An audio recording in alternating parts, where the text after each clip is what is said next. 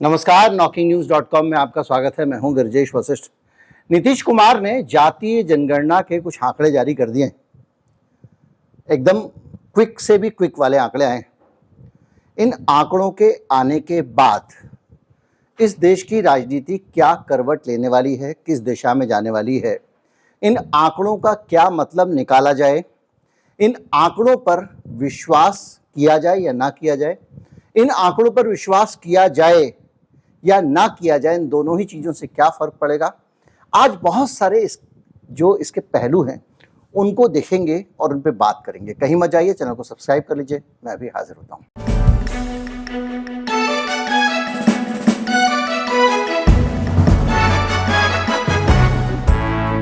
जो जातीय जनगणना के आंकड़े आए हैं, उन आंकड़ों में कुछ संदेश छिपे हुए हैं और इस संदेश के आधार पर आने वाले समय में भारत में पॉलिटिकल इंजीनियरिंग होगी। क्या होगा? Political engineering. अलग अलग पार्टियां कॉम्बिनेशन परपिटेशन बिठाएंगी कि इन पूरे डाटा का इस्तेमाल हम अपनी राजनीति में कैसे करें। जो हमारा मीडिया है, जिसको आप मेन स्ट्रीम मीडिया कहते हैं, जिसको आप गोदी मीडिया कहते हैं, जो भी आप कह सकें, वो सारा मीडिया इसको लेकर काम करेगा, बात करेगा। लेकिन हम कुछ समय के लिए इस आंकड़े को समझते हैं और इस आंकड़े के आने के बाद भारतीय जनता पार्टी के लिए कितना स्पेस रह गया, इसको समझने की कोशिश करेंगे और इसके आधार पर फर्दर आगे किस तरह से राजनीति बढ़ती है, इसको समझेंगे। जो आंकड़े हैं वो कह रहे हैं कि भारत में 17.70% 17.70% मुसलमान हैं, भारत में नहीं, बिहार में, और 82% के आसपास 81.99% हिंदू हैं और 0.11% सिख हैं और आधा प्रतिशत ईसाई हैं।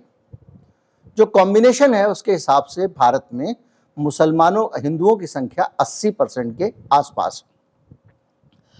अब हम एक हिंदू वोट बैंक की जो राजनीति है, जो तगड़ी हिंदूवादी राजनीति जिसको कहते हैं, उस राजनीति को समझने की कोशिश करेंगे और ये भी समझने की कोशिश करेंगे कि ये जो हिंदू मुसलमान के विभेद वाली राजनीति है, इस पोलराइजेशन या रेडिकलाइजेशन की जो पॉलिटिक्स है, क्या अब इन आंकड़ों के बाद वो खराब हो जाएगी, बेकार हो जाएगी या काम नहीं करेगी, इसको भी समझेंगे। तो हम आगे इसके बढ़ते हैं। पहले हम आंकड़े देखें। ब्राह्मण जो है 3.65% है इन आंकड़ों के हिसाब से। राजपूत उनसे थोड़ा कम है, 3.45%। भूमिहार 2.86%, यानी 3% से भी कम। कायस्थ 0.6%। यादव 14.26%। कुशवाहा 4.21%। कुर्मी 2.87%। बनिया 2.31%। शेख 3.82%। अंसारी 3.54%। पठान 0.75%। सैयद 0.22%। मलिक 0.08%। और बैकवर्ड कास्ट जो बन रहा है वो बन रहा है। अब इन पूरे आंकड़ों को समअप करके जो ज़्यादातर चैनलों पे आप देख रहे हैं, उसके हिसाब से जो बैकवर्ड कास्ट है, पिछड़ा वर्ग जो है, वो 27.12% है और अति पिछड़ा वर्ग 36.01% है। इन दोनों को अगर आप मिला लें तो ये 63% के आसपास पहुंच जाते हैं। शेड्यूल कास्ट 19.65% है। शेड्यूल ट्राइब 1.68% है। मैं एक सूखा डाटा आपको नहीं बता रहा हूं, इस डाटा का क्या मतलब है इसको हम समझेंगे, इसकी थोड़ी चर्निंग भी करेंगे। नीतीश कुमार जो लेकर आए हैं, उसके आने के बाद में मोदी जी के लिए जिंदगी में एक टंटा खड़ा हो गया है। भारतीय जनता पार्टी के लिए टंटा खड़ा हो गया है, आरएसएस के लिए टंटा खड़ा हो गया है। और सबसे बड़ी समस्या ये है कि ये नई मुसीबत जो नीतीश कुमार ने एक तरह से जिन को निकाल दिया चिराग में से, अब वो बाहर आ गया है। और जिन भी ऐसा वैसा नहीं है, वो कह रहा है कि मैं मार डालूंगा, नहीं तो मुझे काम बताओ। अब मोदी जी जो है ना, इस ट्रैप में फंस गए। तो आप कहेंगे कैसे ट्रैप में फंस गए, मैं आपको समझाता हूं। पहले हम जाते हैं आंकड़ों पे। जो आंकड़े आपके सामने आए हैं, उन आंकड़ों को अगर आप मेरे नजरिए से बाइफरकेट करें, मेरे लिए ये काम एक बहुत सीनियर आईएएस अधिकारी हैं, बहुत आदरणीय, उन्होंने किया। उनसे इजाज़त नहीं ले पाया हूं, उनको खोल किया था, उन्होंने उठाया नहीं, इसलिए मैं उनका नाम यहाँ पर नहीं ले पा रहा हूं। तो उनका उन्होंने जो डाटा मुझे भेजा है वो कहते हैं कि हिंदू कास्ट जो है, फॉरवर्ड कास्ट हिंदू, अगड़े हिंदू, जो वहां का सेंसस आया, कास्ट सेंसस बिहार का, उसमें केवल 11% है ब्राह्मण बनिया ठाकुर। ठीक है साहब। और 4% अगड़े मुसलमान हैं। यानी हिंदू मुसलमान अगड़े दोनों मिला के भी बीजेपी को के साथ खड़े हो जाएं तो संख्या बनी 15%। अब आइए इस 15% फॉरवर्ड का मुकाबला 63.13% ओबीसी के साथ होने वाला है। अब आप कहोगे कि भाई हिंदू स्वाभिमान, राष्ट्रभक्ति, खालिस्तान, आप तो रोज बता रहे हो मोदी जी नए नए आइडिया लेके आ रहे हैं, हम खालिस्तान, हम भारत का गौरव, हमने पहला एक प्रधानमंत्री जिसने चांद पे पहुंचा दिया, गांव वाले यही कह रहे हैं, एक ऐसा पहला प्रधानमंत्री जिसने दूसरे देश की धरती पे जाके एक आतंकवादी को ठिकाने लगा दिया। इसके अलावा हो गया, सोशल मीडिया पे लोग शुरू हो गए हैं कि हमने लगा दिया, उसमें स्टोरीज आ रही हैं, देखो हाफिज सईद का बेटा गायब हो गया ना, हर हर मोदी, जितना भी होगा दुनिया में। तो ये जो जोड़ने की जो कोशिशें हैं, इस कोशिशों के जरिए ये जो आपका 15% है, 11% मुसलमानों का तो अलग ही कर दीजिए, 11% जो अगड़ा हिंदू है, इसमें तो आप विमर्श लगा सकते हो। लेकिन अगर आप जाओगे पिछड़े हिंदू के पास, करें ठीक है भाई, बहुत बहादुर है तुम्हारा मोदी, दुनिया हिला सकता है, बम पटक सकता है, सब कुछ कर सकता है, बहुत पराक्रमी है। लेकिन ये बताओ यार कि मेरे 63% अगर आरक्षण मिल जाता है तो मेरे बेटे को तो नौकरी मिल जाएगी, मेरे घर के लोग जो है वो कहीं ना कहीं विधायक, पार्षद कुछ बन जाएंगे। हालांकि नौकरी नहीं है इस देश में, समस्या आरक्षण नहीं है, समस्या यह है कि इस देश में नौकरियां उपलब्ध करानी है। भाई सबको शिक्षा, सबको काम की मांग होनी चाहिए। आरक्षण तो आपस में एक आधार बनाया गया है कि कम नौकरियां तो कैसे बांटी जाएं।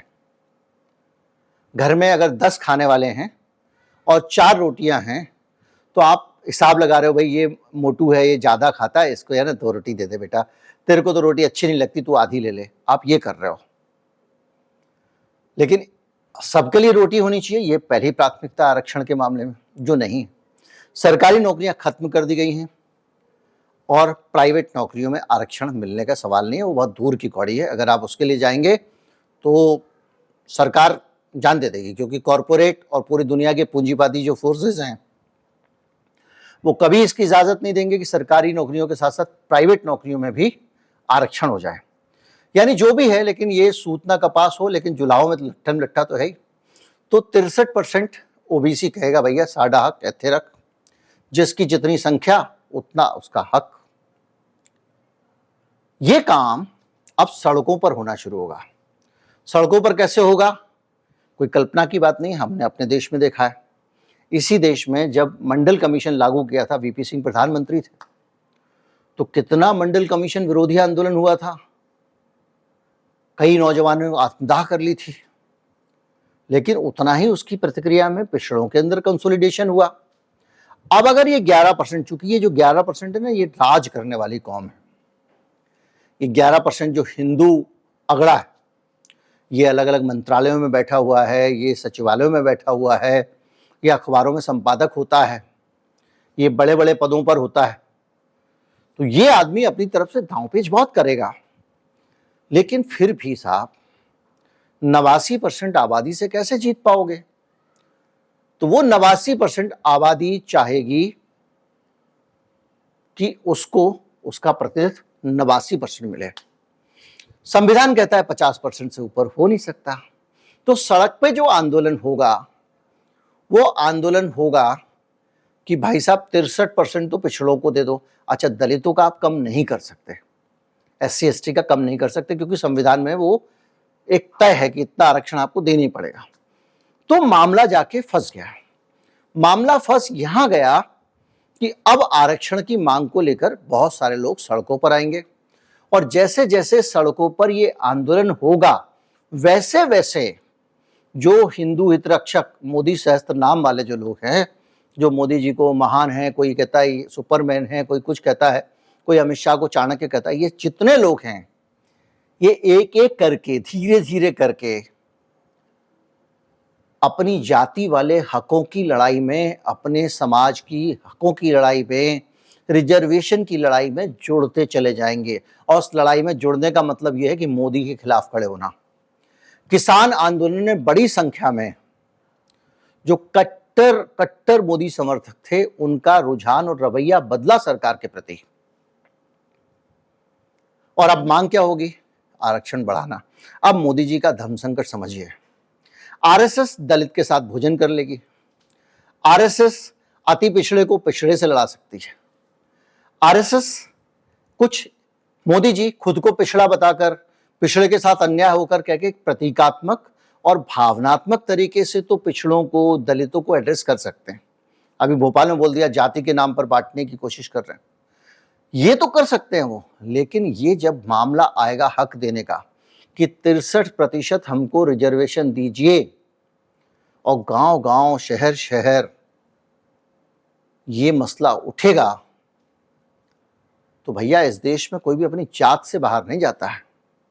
एक बड़ी चुनौती होगी। कर्मचारियों का आपने देख ही लिया, उनका पैसा काट के अटल जी बड़े बड़े उद्योगपतियों को देने का इंतजाम कर गए थे। कर्मचारी का पैसा 10% वेतन में से काटो, उस पैसे को शेयर बाजार में लगाओ ताकि उस पैसे से अडानी, अंबानी, टाटा, बिरला, डालमिया कारोबार कर सकें। उसके खिलाफ भी कर्मचारी सड़कों पे, कल आपने देखा रामलीला मैदान में कितनी बड़ी रैली थी। अगर इसको पूरे खेल को समझना है तो मेरा दूसरा वीडियो दूसरे चैनल पे आज सुबह ही 7:30 बजे मैंने उसको डाला था, देख लीजिएगा। पैसे मैं आई बटन में लगा दूंगा उसको।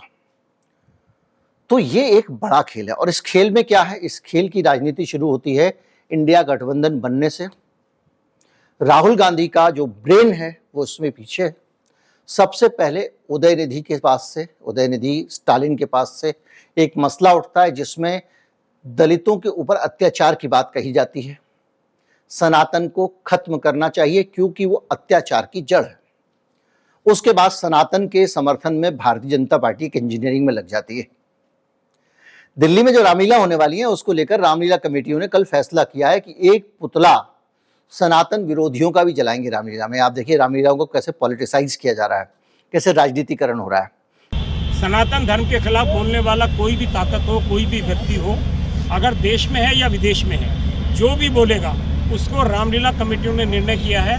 आज जूते मारकर प्रदर्शन किया है। दशहरे वाले दिन रावण, कुंभकर्ण और मेघनाथ के पुतलों के साथ एक छोटा पुतला सनातन धर्म विरोधी ताकतों का भी बनाया जाएगा और उसको रावण, कुंभकर्ण, मेघनाथ के पुतलों के साथ ही जलाया जाएगा। खैर,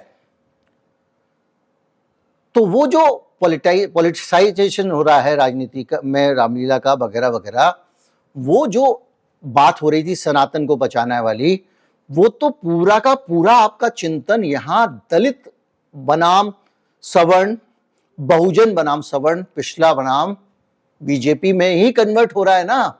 आप सनातन की बात करोगे तो पिछड़े की बात होगी।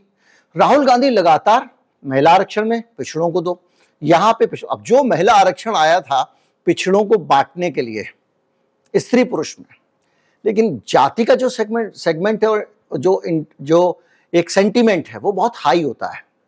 जेंडर वाला उतना हाई नहीं है क्योंकि जेंडर वाले सेंटीमेंट को मोदी जी की अपनी विचारधारा ने नहीं बढ़ने दिया। नारी समानाधिकार की बात करने वालों को कभी कोई लिपस्टिक वाला, कभी कोई बड़ी बिंदी वाला, कभी फेमिनिस्ट और ये सब कह के इन्होंने बहुत ज्यादा उसकी आलोचना की, उसको डिस्करेज किया, उसको हतोत्साहित किया।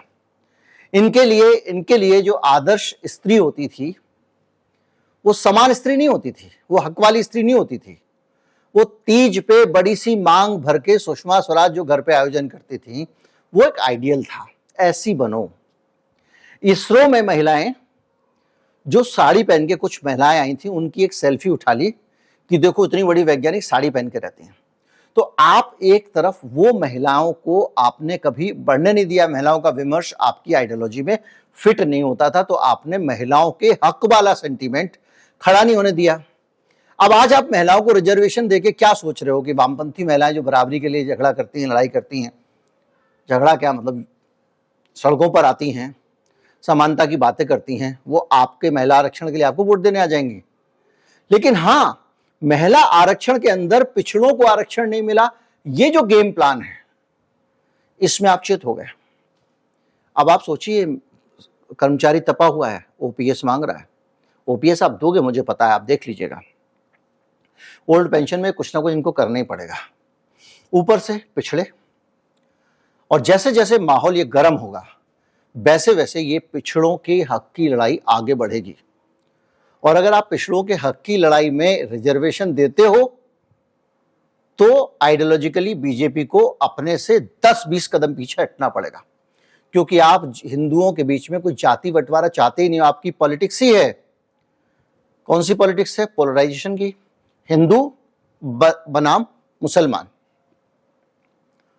तो हिंदू को एक करने वाली पॉलिटिक्स के बीच में अगर आप पिछड़ों को आरक्षण देने की बात करते हो तो जो 11% है ना, जो ब्राह्मण बनिया ठाकुर जो आपकी पार्टियों में मुख्य पदों पे है, जो परंपरावादी समाज, जो पिछड़े पुराना समाज, जो भारतीय संस्कृति 200 साल पहले ये होता था, 500 साल पहले ये होता था, 1000 साल पहले होता था करने वाला जो क्लास आपके साथ है, नमस्ते सदा वत्सले मातृभूमि वाला, वो रूठ जाएगा। वो रूठ जाएगा तो पार्टी के स्ट्रक्चर की पीठ ही टूट जाएगी, पूरी आपकी रीढ़ ही वो है, तो आप कर नहीं पाओगे। सड़क पे आंदोलन बढ़ता जाएगा, क्योंकि पिछड़ों का जो आंदोलन पिछड़ों के मामले में पिछली बार का याद कीजिए कितना जबरदस्त बढ़ा था। तो एक ऐसा नया पॉलिटिकल गेम प्लान आया है जो सीधे सीधे मोदी जी के लिए एक ऐसा संकट लेकर आया जिसकी उनका काट नहीं है। दरअसल देखिए, अब आप इस बात से एग्री करें ना करें, कुछ धूर्तताएं हो सकती हैं, आप उसको धूर्तता कह सकते हैं, कुछ दांवपेच हो सकते हैं, कुछ चालबाजियां हो सकती हैं। उसके जरिए भारतीय जनता पार्टी ने काफी पावर हासिल की, वो अलग अलग जगह से हमको दिखाई देता है। लेकिन एक होता है पॉलिटिकल समझ, उसके स्तर पर मुझे ऐसा लगता है कि भारतीय जनता पार्टी अभी भी कहीं टिकती नहीं। ये जो चाणक्य हैं, ये क्या करते हैं, इन्होंने क्या किया, वो दूसरे की पार्टी का आदमी खरीद लिया। अब उस आदमी को खरीदना, ज्योतिरादित्य सिंधिया को खरीदना क्या कहें, मतलब ले आए तोड़ के, अलग अलग जगहों पर तोड़ तोड़ के लोगों को जो आप लाए, उससे एक ऐसा आपको पॉलिटिकल समझ नहीं थी तो आपने अपने ही पांव पे कुल्हाड़ी मार ली। आज मध्य प्रदेश आपको लूज करना पड़ रहा है। क्यों? क्योंकि आप ज्योतिरादित्य सिंधिया को ले आए, ज्योतिरादित्य सिंधिया के लाने के बाद सब कुछ गड़बड़ हो गया। मत दी अपने पूरी भारतीय जनता पार्टी, उसका जो कैडर था, उसका कार्यकर्ता था, उसका मोटिवेशन खत्म। मैंने बहुत पहले बताया था, ना सिंधिया के साथी खुश, ना पार्टी वाले खुश। और वोटर कैसे खुश हो जब वो पहले ही दुखी बैठे हुए जिनको वोट मांगने जाना है। तो आपने मध्य प्रदेश में हरा दिया पार्टी को। तो ये जो आपका गणित है, आपकी सारी राजनीतिक चालबाजियां हैं, ये बहुत शॉर्ट साइटेड हैं, लंबा सोचने वाली नहीं है। और आपका मुकाबला उन लोगों से है जो राजनीति के घुटे हुए चेहरे हैं। जिस जेपी आंदोलन के बाद में भारतीय जनता पार्टी मजबूत होती चली गई, उस जेपी आंदोलन से ही लालू यादव आए हैं, नीतीश आए हैं। कांग्रेस पार्टी का पूरा स्वरूप बदला हुआ है। कांग्रेस सामाजिक न्याय की, समानता की लड़ाइयां कर रही है। वो एलिट पार्टी का स्ट्रक्चर बदल गया। और मुझे लगता है कि अगर कांग्रेस पावर में आती है तो कैपिटलिज्म के मामले में भी क्रोनी कैपिटलिज्म खत्म करके कुछ और उसका रवैया होगा। लेकिन जो भी है, 2024 का जो हम चुनाव देख रहे हैं, ऐतिहासिक चुनाव होने वाला है, क्योंकि इसमें बड़े सारे ब्रेन लड़ रहे हैं, बहुत सारे दिमाग लड़ रहे हैं। अब जब पिछला 63% की मांग के साथ सड़क पे आएगा तो आप ये जो आंकड़ा जाति जनगणना का बिहार का आया है, उस आंकड़े को या तो गलत ठहरा दो, वो आप ठहरा नहीं पाओगे। अब आप नीतीश को अपनी तरफ मिला लो, कोई फर्क नहीं पड़ेगा। आप पूरा इंडिया गठबंधन तोड़ ताड़ के अपनी तरफ ले आओ, कोई फर्क नहीं पड़ेगा। एक बार जनता ने सड़क पे 63% की लड़ाई शुरू कर दी पिछड़ों ने, उसके बाद में ये कोई अंडू नहीं कर पाएगा। उम्मीद करता हूं वीडियो आपको अच्छा लगा होगा। अच्छा लगा हो तो ज्यादा से ज्यादा लोगों तक पहुंचाएं, चैनल को सब्सक्राइब कर लें। लेकिन मेरा जो अब जहां पहुंचा है दिमाग, 24 में वापसी बहुत मुश्किल है। ये बिल्कुल मामला चटनी बनाने जैसा हो चुका है। और बाकी चीजें पिछले अगले 15, 20 दिन, 25 दिन में राजनीति क्या मोड़ लेती है उसमें स्पष्ट हो जाएंगे। बहुत ब्रेन है, लेकिन दांवपेच वाला ब्रेन है। ये जो इंजीनियरिंग वाला ब्रेन है, इसमें मामला गड़बड़ हो चुका है। उम्मीद करता हूं कि आप मेरे विश्लेषण से सहमत होंगे, और सहमत नहीं है नीचे लिखकर बताएं। नमस्कार, जय हिंद।